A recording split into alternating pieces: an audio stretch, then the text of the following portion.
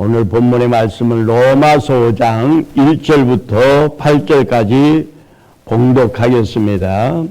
그러므로 우리가 믿음으로 의롭다 하심을 받았으니 이는 주 예수 그리스도로 말미암아 하나님과 화평을 누리자. 또한 그로 말미암아 우리가 믿음으로서 있는 이 은혜에 들어감을 얻었으며 하나님의 영광을 바라고 즐거워하느니라. 다만 이뿐 아니라 우리가 환난 중에도 즐거워하나니 이는 환난은 인내를, 인내는 연단을, 연단은 소망을 이루는 줄 알미로다. 소망이 우리를 부끄럽게 하지 아니함은 우리에게 주신 성령으로 말미암아 하나님의 사랑이 우리 마음에 부음받으니 우리가 아직 연약할 때에 기약대로 그리스도께서 경건치 않은 자를 위하여 죽으셨도다. 의인을 위하여 죽는 자가 쉽지 않고 선인을 위하여 용감히 죽는 자가 혹 있거니와 우리가 아직 죄인 됐을 때에 그리스도께서 우리 위하여 죽으심으로 하나님께서 우리에 대한 자기의 사랑을 확증하셨느니라. 아멘. 할렐루야. 오늘은 부활의 믿음을 증거하는, 부활의 소망, 부활의 복음을 증거하는 성도가 가지고 있는 삶을 말씀드리려고 합니다. 오늘 우리가 봉독한 말씀은요, 바울이 로마 교회를 향하여서 쓴 글인데, 오늘 이 말씀 속에서 부활의 신앙을 증거하는 오늘 성도들의 삶의 가치관, 삶의 자세가 어떠해야 되는가에 대해서 본문에서 우리에게 바울은 깊이 말씀하고자 하는 내용이 있음을 느끼며 오늘 우리 마음속에 깊은 은혜가 넘쳐나는 시간 되기를 축원합니다. 본문은 초대교회 성도들의 최초 복음 전파에서 발생했던 고난의 사건 속에 성도들의 믿음의 자세가 어떠했는가를 가르쳐주고 있는 것입니다. 믿음 안에 살아도 우리가 고난을 겪을 수 있다는 것을 먼저 우리는 인정해야 됩니다. 왜냐하면요, 하나님은 욥기서에 욥이가 의인이었었지만 그를 연단하여 정금 같은 믿음을 만들기 위해서라고 말씀하고 있고, 하나님은 우리가 온전한 믿음 갖기를 원하고 계십니다. 그렇기 때문에 오늘 저와 여러분들에게 어떤 시련이 온다고 할지라도 그 시련으로 인하여서 우리는 더 믿음이 정금 같은 믿음으로 단련될 것이고, 또한 내게 오는 고난과 환난이 복음을 위하여서일 때는 하나님 우리에게 예비한 놀라운 상금이 있다는 것을 믿으시기 바랍니다. 성도의 삶에도 고난이 올 수 있습니다.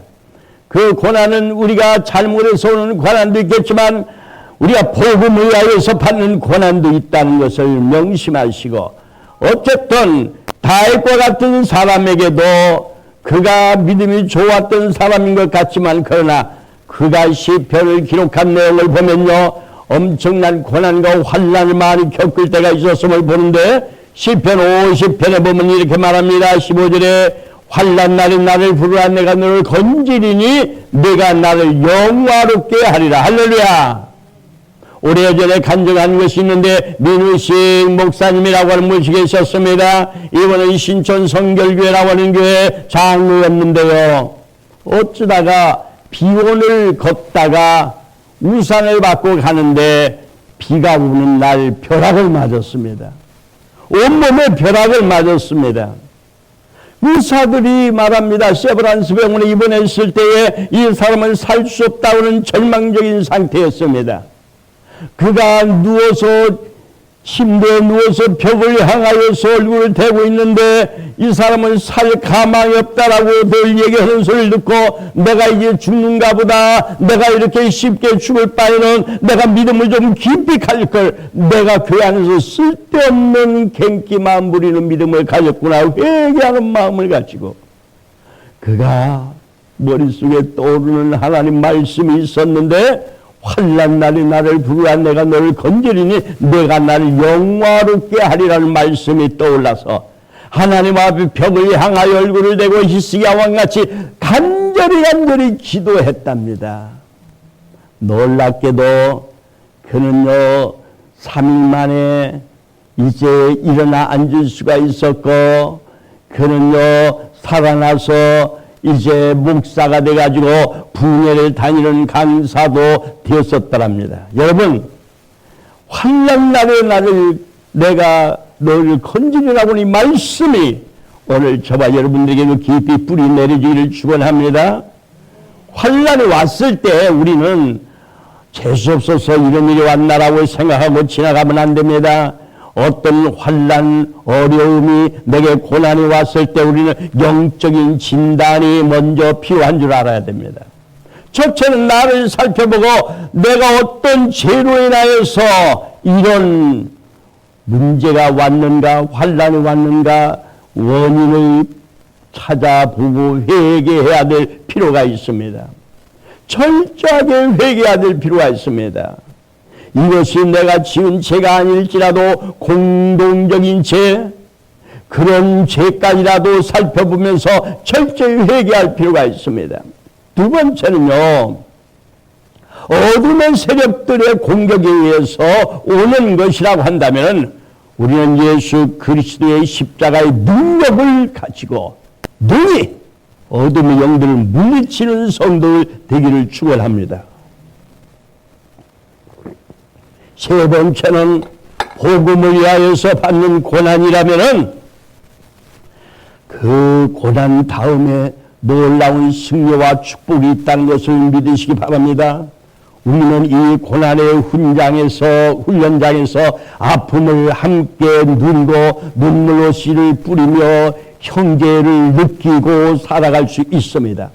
하나님께서 이 어렵고 힘든 우리가 어떤 사역에 동참한 많은 사람들이 어떤 시련을 겪을 수도 있습니다. 그러나 그것은 오히려 우리의 놀라운 축복으로 바꿔지는 역사가 나타납니다. 주를 위한 일로 인하여 당하는 고난을 회피하지 마시고 기쁘게 우리는 그걸 맞이해야 됩니다.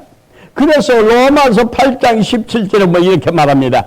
자녀이면 또한 후사 곧 하나님의 후사요 그리스도와 함께한 후사이니 우리가 함께 영광을 받게 하여 고난도 함께 받아야 될 것이니라. 아멘이십니까?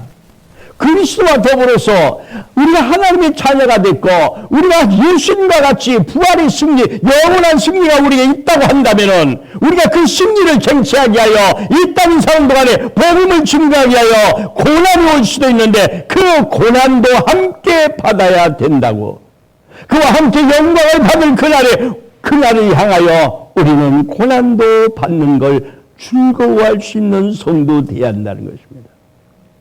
또 로마서 이렇게 말씀대로 우리가 하나님 앞에 어떤 문제 앞에서 하나님 앞에 이렇게 고난을 오히려 기뻐할 수 있는데 로마서 8장 18절에서 이렇게 말합니다. 생각컨대 현재의 고난은 장차 우리에게 나타날 영광과 좋기 비교할 수 없도다. 아멘이십니까?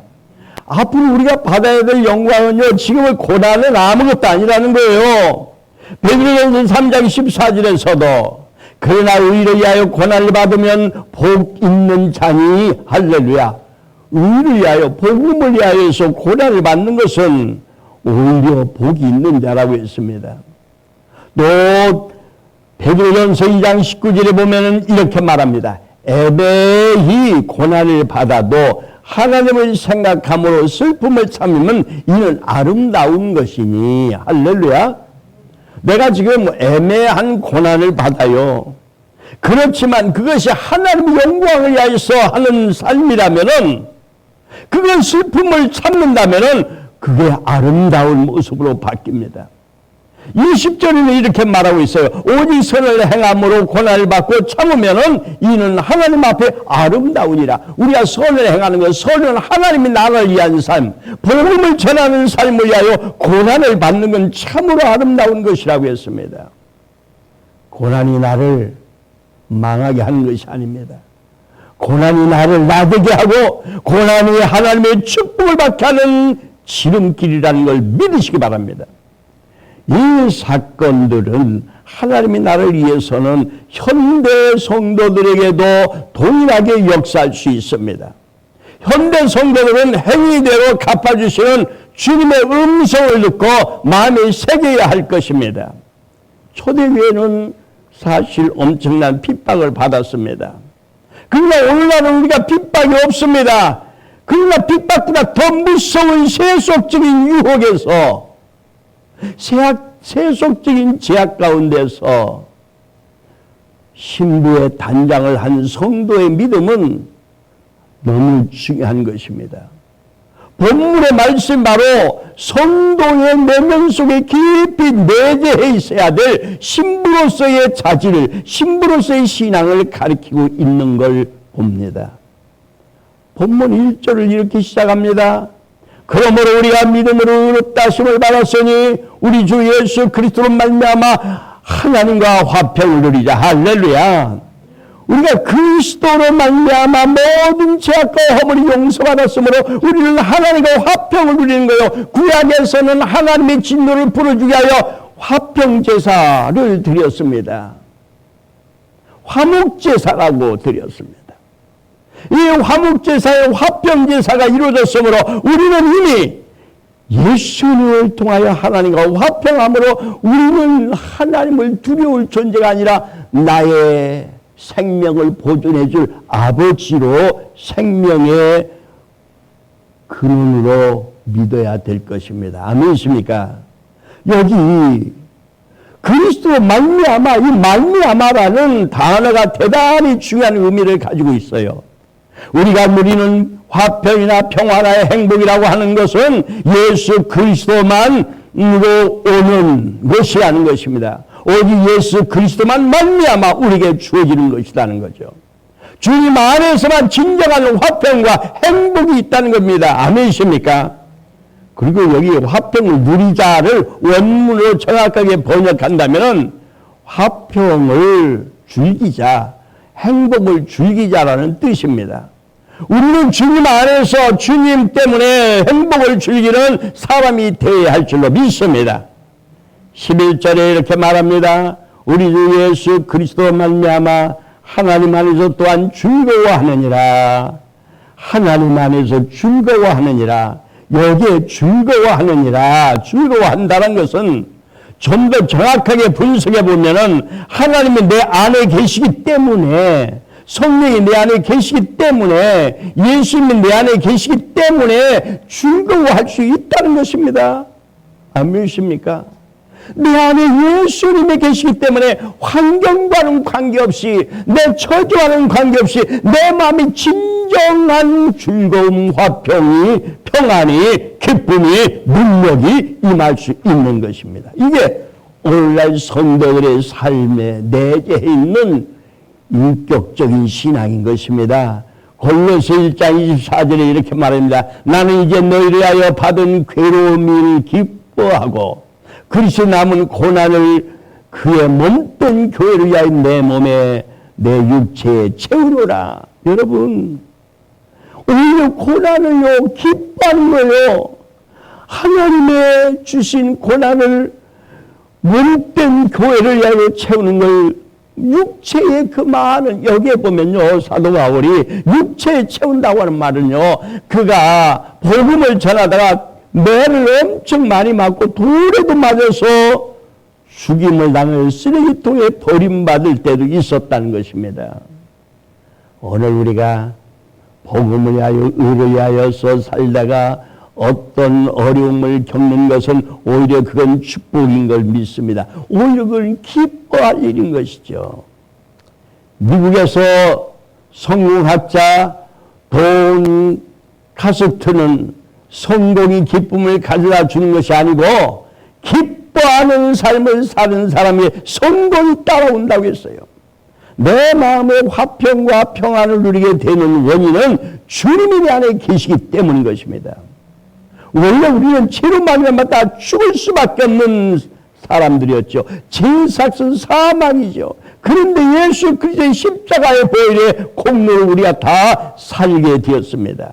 죄로부터 받는 심판에서 우리는 자유한 자가 되었습니다. 구원의 확신이 있게 되었고 영생의 소망을 갖게 되었습니다. 아멘이십니까? 그러므로 우리는 비록 가진 것이 없지만은 물질적인 것으로 가진 것이 없을지라도 주 안에서 있는 우리는 우리 안에 세상의 어떤 것보다 또 귀한 보화가 있기 때문에 그것으로 인하여서 그 보화를 발견한 자는 너무너무 기쁘고 즐거운 것입니다. 아멘.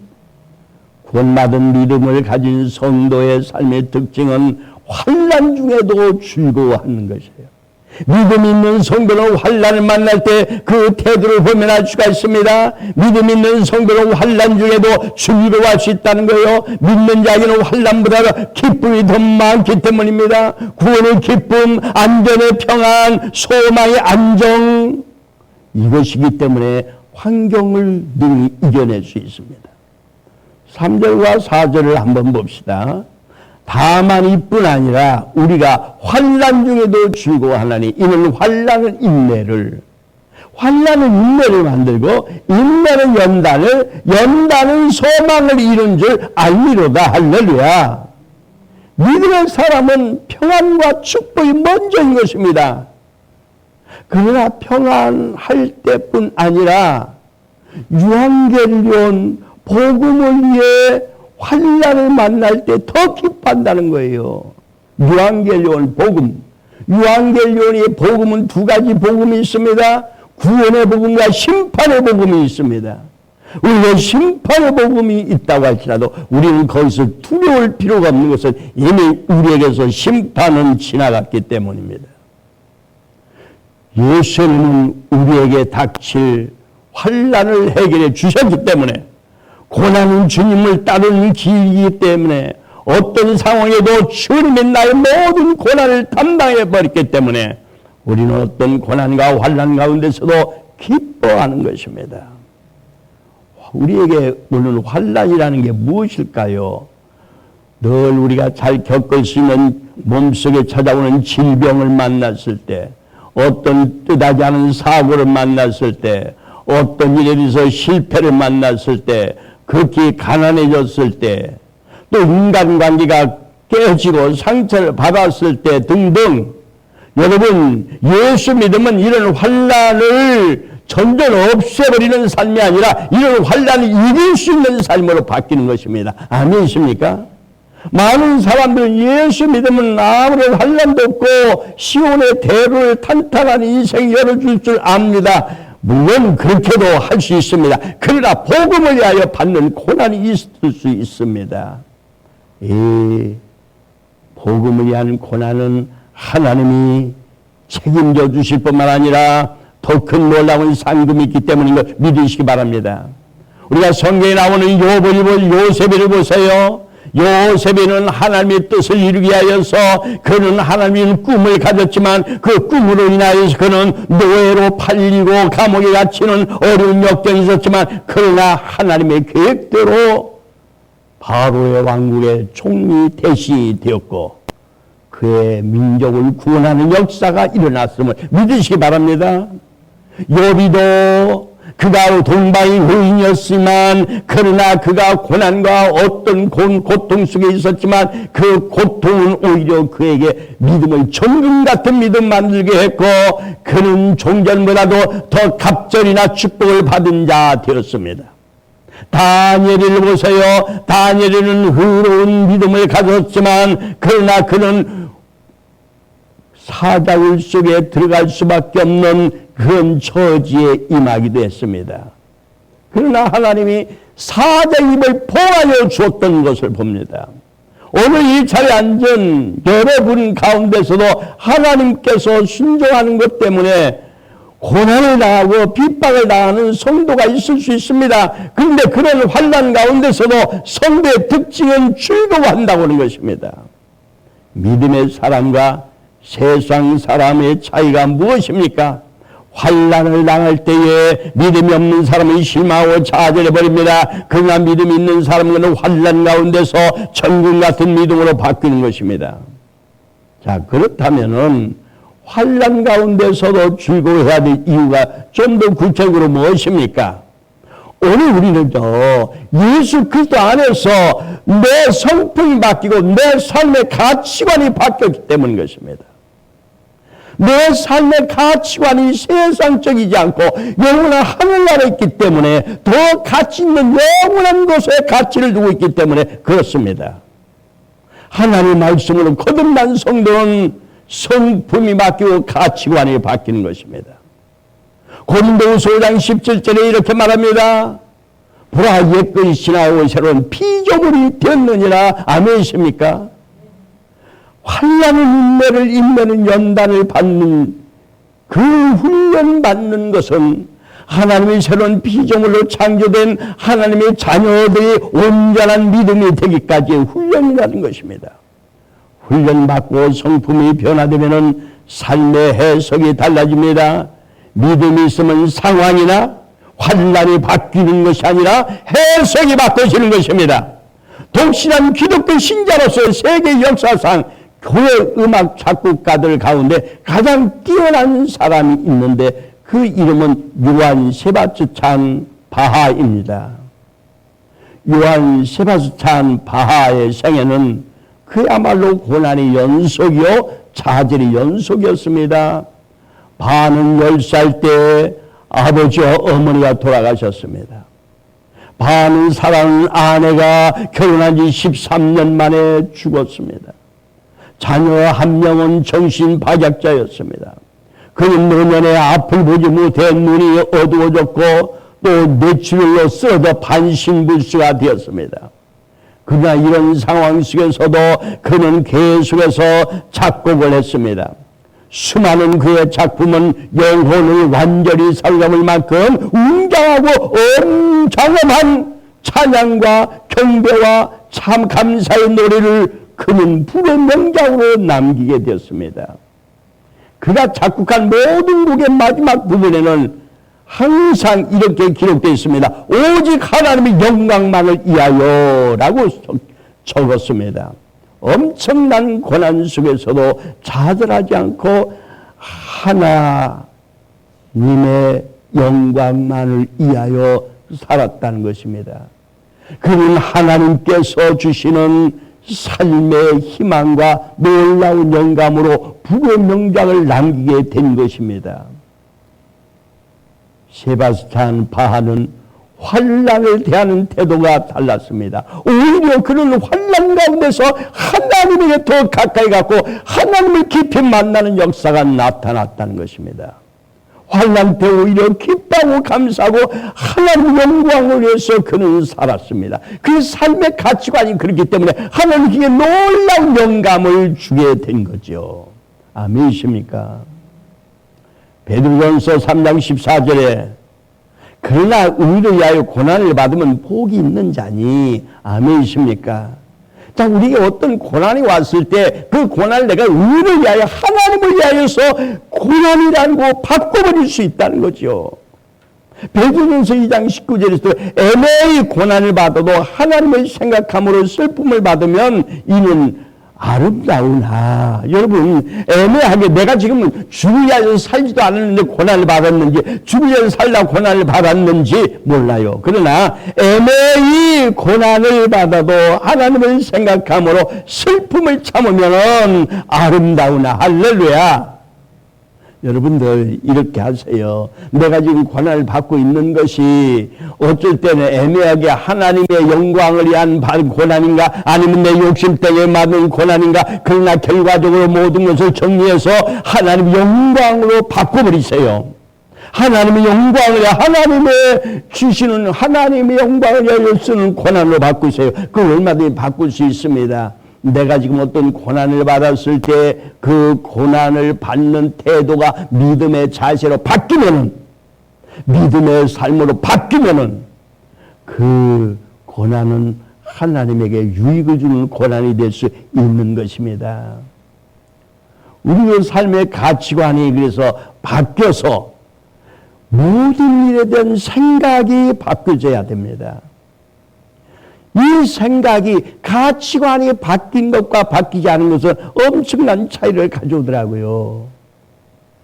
여러분들, 출애굽은 이스라엘 민족이 가나안 복된 땅에 들어가기 전에 가데스 바냐에서 모세가 이스라엘 민족들을 이제 가나안 땅에 들어가기 전에 있었던 사건 중에, 많은 이스라엘 민족들은 가나안 복된 땅에 들어갈 수 없다라고 주장했습니다. 그들은요 12명의 정탐꾼을 뽑아서 우리가 한번 가나안 땅을 정탐해보고 들어가자고 했습니다. 그런데 그 의도는 어디에 있었느냐면은 가나안 땅에 들어가지 않을 구실을 찾기 위하여서 그와 같은 의견을 냈다고 생각합니다.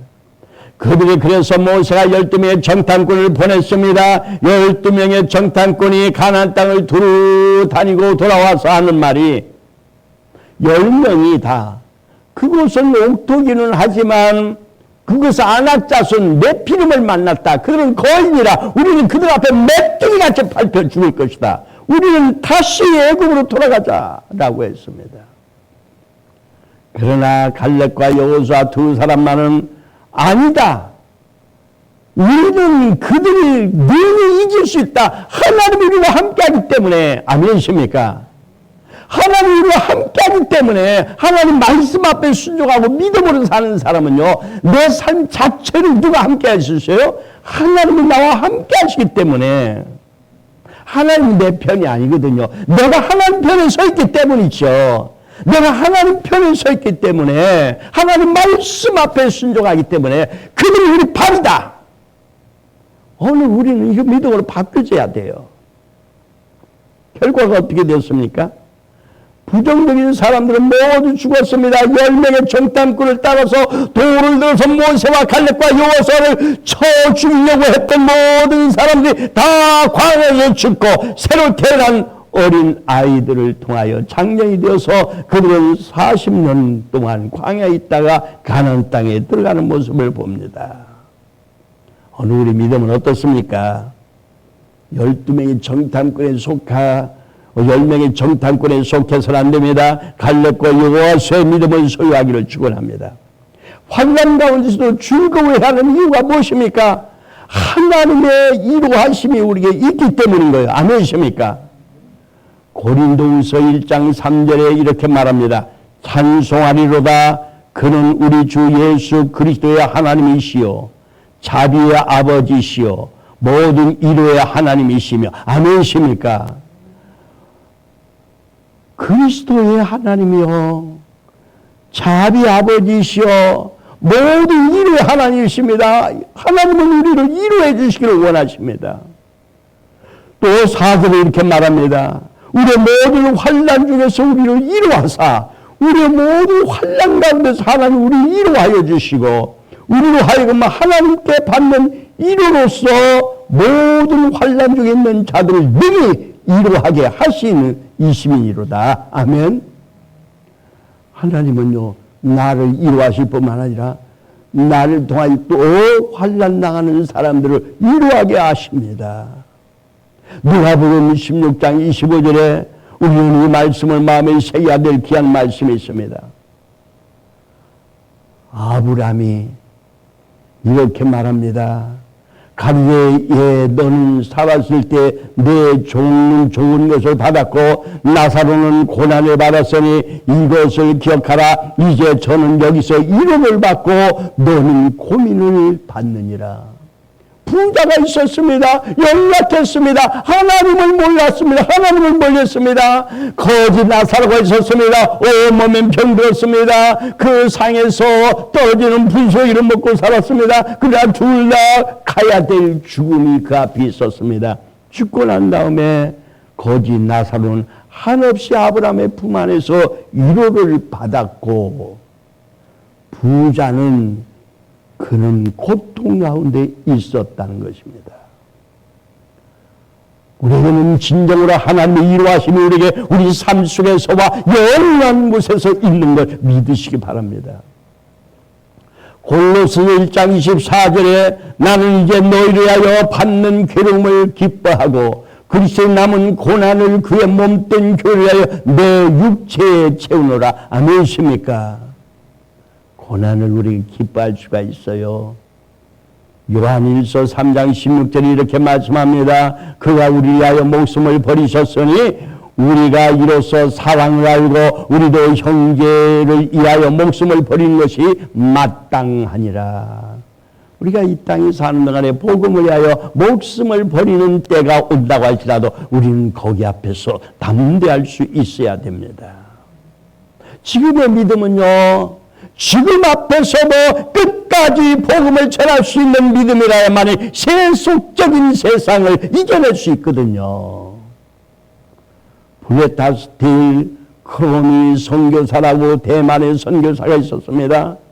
부부가 선교사인데 너무나 이해할 수 없는 고난이 연거푸 일어났답니다. 자녀 셋이 다 선교지에서 죽음을 받았습니다. 첫째 아이가 4살 때 백혈병으로 죽었습니다. 둘째 아이와 셋째 아이가 18살, 16살 때에 교통사고로 같이 죽었답니다. 이 정도면 얼마나 고통스러웠겠습니까? 내가 선교사인데 이게 뭐야? 하나님 계시는 거야, 안 계신가? 얼마나 원망할 수 있었겠죠. 네. 이 선교사는 어떻게 했습니까? 그 고통스러운 삶 속에 남편도 33살 때 림프암으로 죽었습니다. 자기를 빼놓고 다 죽었어요. 그럼에도 불구하고 남편의 사역을 이어서 계속 대만에서 선교 사역을 했습니다. 그런데요, 이 선교사가 57세가 되었을 때 성폭행을 당했습니다. 엄청난 트라우마가 거기에 있었습니다. 이 선교사가 당한 이 모든 고난이 얼마나 큽니까? 그런데 이 선교사가 그때부터 글을 쓰기 시작했습니다. 글을 쓴다고 했다면은 아마 보통 사람 같으면 내가 이렇게 지긋지긋한 고난 가운데 있었다라고 결론을 냈을 것입니다. 고난 중에 하나님부터 받았던 위로가 있음을 알고 그는 글 쓴의 내용이 이런 고난 가운데서도 순간순간 하나님의 위로하심이 나에게 있었다는 것입니다. 고난 가운데 하나님 내게 주신 위로가 너무 컸다고 그런 글을 쓰고 있었습니다. 죽어가는 아들을 바라보고 미칠 정도로 고통스러웠지만 그때마다 하나님의 위로하심이 나를 더 강력하게 붙잡아줬다는 거예요. 남편의 시신을 붙잡고 괴로워서 울기만 한 것이 아니라 그때 하나님이 보여주신 위로가 있었더라는 것입니다. 그래서 이 위로를 전하고 싶어서 그는 책을 씁니다. 그래서 책 내용이 하나님 위로가 있으면 어떤 고난도 저주일 수 없다라고 하는 내용이었습니다. 아멘이십니까? 사랑하는 성도 여러분, 우리는 주님 때문에 기뻐하여 살아야 합니다. 환난과 즐거워해야 됩니다. 하나님 일과 있음을 알고 고난 중에서도 즐거워해야 됩니다. 기뻐하며 살아야 합니다. 감사하며 살아야 됩니다. 또 한 가지 우리가 더 감사하고 기뻐해야 할 것은 분명히 고난 가운데 축복과 상금이 있기 때문인 걸 믿으시기 바랍니다. 디모데후서 4장 7절에 말합니다. 내가 선한 싸움을 싸우고 나의 달려갈 길을 마치고 믿음을 지켰으니 8절에 이제후로는 나를 위하여 의의 멸류관이 예비되었으므로 주 곧 의로운 재판장이 그날은 내게 주실 것이니 내게만 아니라 주의 나타나심을 사모하는 모든 자에게이니라. 할렐루야. 오늘 이 말씀을 듣는 모든 사람들, 여러분들 중에서요, 이 땅에 사는 동안에 믿음의 생활에서 교회를 봉사하는 상황에서 어떤 단체를 봉사하는 가운데에 있다면 기뻐하시기 바랍니다. 고난이 있을수록 더 기뻐하시기 바랍니다. 어려움이 있을수록 더 기뻐하시기 바랍니다. 선한 삶을 다 싸우고 달걀 마치고 믿음을 지키고 나면은 의로운 재판장이 그날에 내게 상금이 주어지고 위에 멸류관이 주어지는데, 어떤 주체자만 있는 것이 아니라 그와 함께 했던 사람들, 주님의 오십을 사모했던 모든 자에게도 함께 있다고 했습니다. 아멘이십니까? 우리 엘리온교회가 목사가 한 사람이 영적 삶을 위하여서 계속 살아가는 가운데 영적 운동을 해나가는데 같이 이 교회를 지켰던 모든 성도들에게도 그 축복이 함께 있음을 믿습니다. 야고보서 1장 12절에 시험을 참는 자는 복이 있도다. 이것이 옳다 인정함을 받은 후에 주께서 자기를 사랑하는 자에게 약속하신 생명의 멸류관을 얻게 하려 하십니다. 아멘. 약속하신 멸류관을 하나님은 주십니다. 자, 하나님 말씀에 내게 주신 사명에 순종하여 나갈 때 순종하고 나가는 성도들에게 하나님은 놀라운 축복을 약속하고 있는데, 이사야서 1장 19절에 이렇게 말합니다. 너희가 즐겨 순종하면은 땅에 아름다운 소사를 먹을 것이요. 아멘이십니까? 내게 주신 사명, 내게 주신 환경을 믿음으로 잘 받아들이고 잘 순종해 나가기만 하면은 소산을, 풍족한 소산을 주신다고 했어요. 너희가 거절하여 배반하면 칼에 삼키우리라. 하나님 말씀을 어그러뜨리고 불순종하면 오히려 저주가 임한다고 했어요. 그러므로 하나님께서 철저히 순종했던 예수님처럼 우리도 철저하게 순종하는 성도 되기를 축원합니다. 요한계시록 3장 11절에 내가 속히 이 말이니 내가 가진 것을 굳게 잡아 아무도 내 멸류관을 빼앗지 못하게 하라. 아멘. 오늘 저에게, 여러분들에게 주어진 멸류관이 있습니다.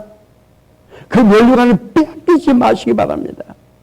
요한계시록 6장 2절에 내가 이에 보니 흰 말이 있는데 그 탄 자가 활을 가졌고 멸류관을 받고 나가서 이기고 또 이기려 하더라. 할렐루야.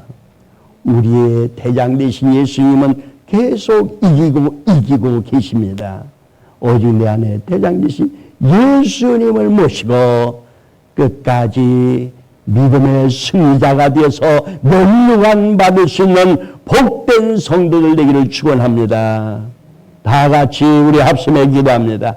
할렐루야. 하나님 아버지, 부활의 복음을 전할 이제 초대교회 성도들에게 주셨던 이 귀한 말씀이 오늘 저와 모든 듣는 성도들 심령에도 이 말씀이 이루어지게 하옵소서, 뿌리 내려지게 하옵소서. 우리가 복음을 위하여서 산도 안에 어떤 어려움과 힘든 일과 고통이 있습니다. 세상적인 유혹과 세상적인 타협이 있습니다. 그러나 우리가 끝까지 이겨내고 하나님 아버지시여 우리의 선한 싸움을 싸우고 달걀을 마칠 수 있는 믿음의 사람들 되기를 원합니다. 어떤 고난이 와도 어떤 아픔이 와도 늘 우리는 기뻐하고 즐거워하여 우리 안에 있는 그리스도의 믿음으로 말미암아 의롭다함으로 말미암아 날마다 기쁘고 즐거운 마음으로 승리하는 복된 성도들에게 축복하여 주옵소서.